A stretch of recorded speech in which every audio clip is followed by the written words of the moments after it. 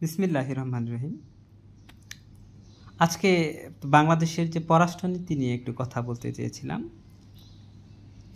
আসলে এখন বাংলাদেশের জনগণের চাওয়া পাওয়া কি, এটা জেনে রাখা ভালো।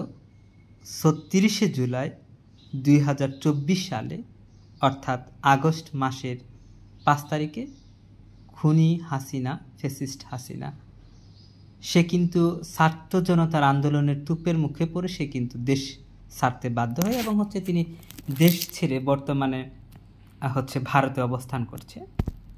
এখন বাংলাদেশের জনগণের চাওয়া হচ্ছে দুর্নীতিমুক্ত দেশ গড়া, লেজুর ভিত্তিক রাজনীতি থেকে বের হয়ে আসা এবং নতজানু পররাষ্ট্রনীতি যে রয়েছে এই পররাষ্ট্রনীতি থেকে বের হয়ে একটা স্মার্ট একটা পররাষ্ট্রনীতি তৈরি করা।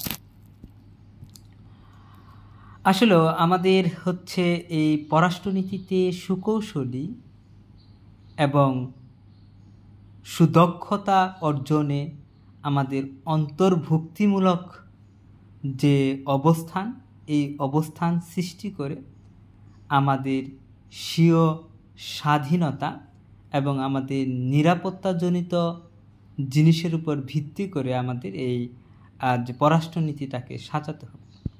আমরা আমাদের পররাষ্ট্রনীতিটাকে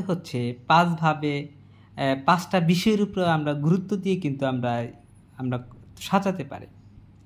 কি কি সে গুরুত্বগুলা? 1 নাম্বার গুরুত্ব